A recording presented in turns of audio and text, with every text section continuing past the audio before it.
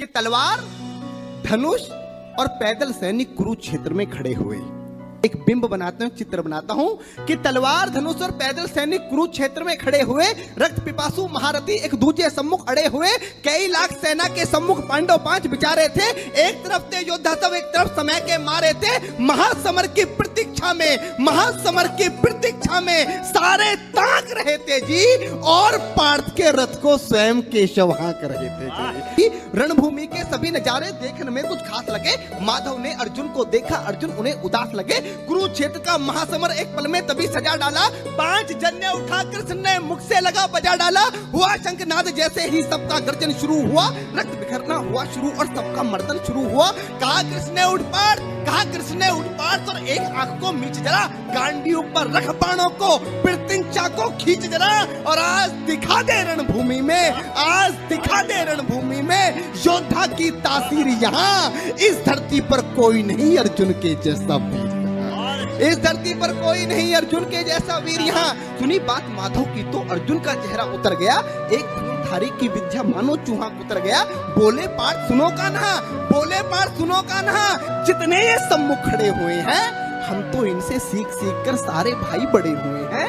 इधर खड़े बाबा भीष्म ने मुझको गोद खिलाया है, गुरु द्रोण ने धनुष बाण का सारा ज्ञान सिखाया है, सभी भाई पर प्यार लुटाया कुंती मात हमारी ने, कमी कोई नहीं छोड़ी थी प्रभु माता गांधारी ने। ये जितने गुरुजन खड़े हुए हैं सभी पूजने लायक हैं, माना दुर्योधन दुशासन थोड़े से नालायक हैं। मैं अपराध क्षमा करता हूँ, अरे मैं अपराध क्षमा करता हूँ, बेशक हम ही छोटे हैं, ये जैसे भी हैं आखिर माधव सब ताऊ के बेटे हैं। ये जैसे भी हैं आखिर माधव सब ताऊ के बेटे हैं, और छोटे से भूभाग की खातिर हिंसक नहीं बनूंगा मैं। इंद्रप्रस्थ के इतने बड़े राज्य को एक धर्म से भटका हुआ योद्धा अर्जुन एक जमीन का टुकड़ा बताता है और भगवान से कहता है कि छोटे से भूभाग की खातिर हिंसक नहीं बनूंगा मैं, छोटे से भूभाग की खातिर हिंसक नहीं बनूंगा मैं, स्वर्ण ताकर अपने कुल का विध्वंसक नहीं बनूंगा मैं। अरे खून सने हाथों को होता राजभोग अधिकार नहीं, परिवार मारकर गद्दी मिले तो सिंहासन स्वीकार नहीं, परिवार मारकर गद्दी मिले तो सिंहासन स्वीकार नहीं। और रथ पर बैठ गया अर्जुन, रथ पर बैठ गया अर्जुन, मुंह माधव से मोड़ दिया, रथ पर बैठ गया अर्जुन, मुंह माधव से मोड़ दिया, आंखों में आंसू भरकर गांडीव हाथ से छोड़ दिया, आंखों में आंसू भरकर गांडीव हाथ से छोड़ दिया। गांडीव हाथ से जब छूटा माधव भी कुछ अकुलाए थे। भगवान ने सोचा कि इसने तो बेइज्जती करा दी, इससे अच्छा तो मैं शंखनाद नहीं करता, पर भगवान अपनी बेइज्जती कभी स्वीकार नहीं करते कि गांडीव हाथ से जब छूटा माधव भी कुछ अकुलाए थे। शिष्ट पार्थ पर गर्व हुआ, मन ही मन हर्षाए थे। भगवान ने सोचा इसका सब कुछ जा रहा है, लेकिन यह भी परिवार की बात कर रहा है, संस्कार की बात कर रहा है, तो कहीं ना कहीं मेरे संस्कार है कि गांडीव हाथ से जब छूटा माधव भी कुछ अकुलाए थे। शिष्य पार्थ पर गर्व हुआ, मन ही मन मुस्काए थे, मन में सोच लिया अर्जुन की बुद्धि न सड़ने दूंगा, समर भूमि में पार्थ को कमजोर नहीं पड़ने दूंगा। धर्म बचाने की खातिर एक नव अभियान शुरू हुआ। उसके बाद जगत गुरु का गीता ज्ञान शुरू हुआ, उसके बाद जगत गुरु का गीता ज्ञान शुरू हुआ।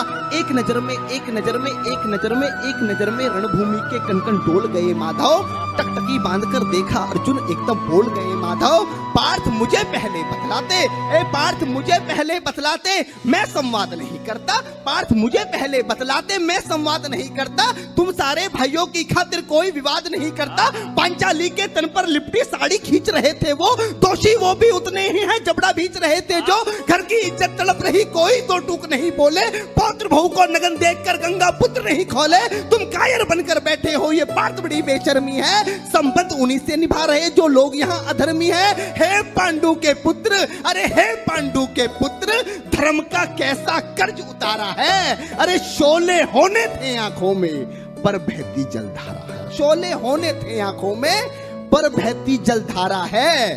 और गांडीव उठाने में पार्थ, गांडीव उठाने में पार्थ, जितनी भी देर यहाँ होगी, गांडीव उठाने में पार्थ जितनी भी देर यहाँ होगी, इंद्रप्रस्थ के राज्य भवन में उतनी अंधेर वहां होगी। अधर्म धर्म की गहराई में खुद को नाप रहा अर्जुन, अश्रुधार फिर तेज हुई और थर थर कांप रहा अर्जुन। हे पार्थ मुझे बतलाओ, कुलनाशक कैसे बन जाऊं, रक्त सिंहासन लाशों पर मैं शासक कैसे बन जाऊं। कैसे उठेंगे कर उन पर जो कर पर अधर लगाते हैं। कर का मतलब होता है हाथ, अधर का मतलब होता है होठ। जो मेरे हाथों को चूमते हैं उस पर हाथ कैसे उठाऊं, कि कैसे उठेंगे कर उन पर, कैसे उठेंगे कर उन पर जो कर पर अधर लगाते हैं। करने को जिनका स्वागत ये कर भी स्वयं जुड़ जाते हैं। इन्हीं करों ने बाल काल में सबके पैर दबाए हैं, इन्हीं करों को पकड़ करों में पितामह मुस्काए हैं। अपनी बाणों की नोक जो इनकी ओर करूंगा मैं, केशव मुझको मृत्यु दे दो उससे पूर्व मरूंगा मैं। केशव मुझको मृत्यु दे दो उससे पूर्व मरूंगा मैं। बात युद्ध के मुझे न कुछ भी पास दिखाई देता है। माधव इस रणभूमि में बस नाश दिखाई देता है। जिंदाबाद। माधव इस रणभूमि में बस नाश दिखाई देता है। बात बहुत भावुक थी किंतु जगत गुरु मुस्काते थे और ज्ञान की गंगा निरंतर चक्रधारी बरसाते थे। जन्म मरण की यहाँ योद्धा बिल्कुल चाह नहीं करते, क्या होगा अंजाम युद्ध का ये परवाह नहीं करते। पार्थ यहाँ कुछ मत सोचो, बस कर्म में ध्यान लगाओ तुम। बात युद्ध के क्या होगा ये मत अनुमान लगाओ तुम। इस दुनिया के रक्तपात में कोई तो साथ नहीं, निज जीवन का करे फैसला नर के बस की बात नहीं। तुम ना जीवन देने वाले नहीं मारने वाले हो, ना जीत तुम्हारे हाथों में तुम नहीं हारने वाले हो। ये जीवन दीपक की भांति यूं ही चलता रहता है, पवन वेग से बुझ जाता है वरना चलता रहता है। मानव वश में शेष नहीं कुछ फिर भी मानव डरता है, मानव वश में शेष नहीं कुछ फिर भी मानव डरता है। वह मरकर भी अमर हुआ जो धर्म की खातिर मरता है, वह मरकर भी अमर हुआ जो धर्म की खातिर मरता है। ना सत्ता सुख से होता है ना सम्मानों से होता है। डॉक्टर साहब अभी यहाँ पर शहीदों की बात की, दुनिया का सबसे बड़ा सम्मान क्या होता है। पार्थ ने गीता में अर्जुन को बताया कि ना सत्ता सुख से होता है ना सम्मानों से होता है, जीवन का सार सफल केवल बस बलिदानों से होता है। जीवन का सार सफल बेहद बस बलिदानों से होता है और देहदान योद्धा ही करते हैं। जब हमारे सेना के जवान पुलिस के जवान अपनी शहादत देते हैं तो उनको झंडे में लपेट कर लाया जाता है, ये सबसे बड़ा सम्मान है। वही पंक्तियां माधव ने कहा कि ना सत्ता सुख से होता है ना सम्मानों से होता है। मेरे जीवन की डॉक्टर साहब सर्वश्रेष्ठ पंक्तियां दे रहा हूं अपने जीवन की, कि ना सत्ता सुख से होता है ना सम्मानों से होता है, जीवन का सार सफल केवल बस बलिदानों से होता है। और देहदान योद्धा ही करते हैं, देहदान योद्धा ही करते हैं, ना कोई दूजा जाता है। देहदान योद्धा ही करते हैं ना कोई दूजा जाता है। रणभूमि में वीर मरे तो शव भी पूजा जाता है।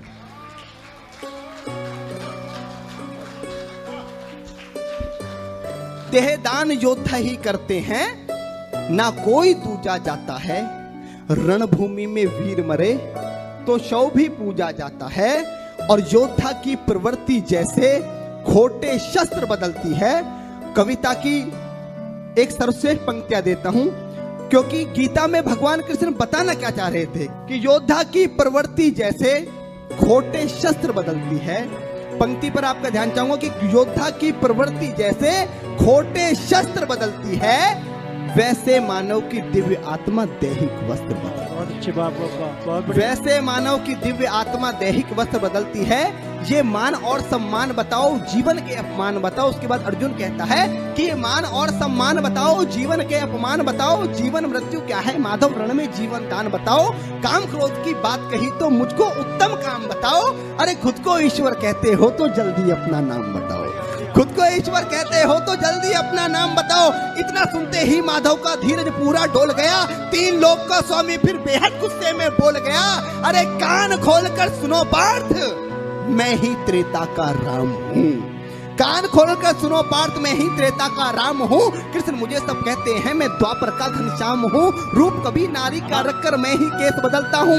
धर्म बचाने की खातिर मैं अनगिन वेश बदलता हूँ। विष्णु जी का दशम रूप में परशुराम मतवाला हूँ। नाग कालिया के फन पे मैं मर्दन करने वाला हूँ। बाकासुर और महिषासुर को मैंने जिंदा गाड़ दिया। बाकासुर और महिषासुर को मैंने जिंदा गाड़ दिया। नरसिंह बनकर धर्म की खातिर हिरण्यकश्यप फाड़ दिया। नरसिंह बनकर धर्म की खातिर हिरण्यकश्यप फाड़ दिया। और रथ नहीं कहीं भी चलता है, रथ नहीं कहीं भी चलता है, बस मैं ही आगे बढ़ता हूं। गांडीव हाथ में तेरे है, पर रणभूमि में मैं लड़ता हूं। कि रथ नहीं तनिक भी चलता है, बस मैं ही आगे बढ़ता हूं। गांडीव हाथ में तेरे है, पर रणभूमि में मैं लड़ता हूं। जैसे ही मेरे माधव का कद थोड़ा सा बड़ा हुआ, सहमा सहमा सा था अर्जुन एकदम रथ से खड़ा हुआ। मां गीता के ज्ञान का सीधा हृदय पर प्रहार हुआ। मृत्यु के आलिंगन हेतु फिर अर्जुन तैयार हुआ। मृत्यु के आलिंगन हेतु फिर अर्जुन तैयार हुआ कि जितने यहाँ अधर्मी हैं चुन चुन कर उन्हें सजा दूंगा। इतना रक्त बहाऊंगा, धरती की प्यास बुझा दूंगा। जिधर बाण चले पार्थ के सब पीछे हट जाते थे। रणभूमि के कोने कोने लाशों से पट जाते थे।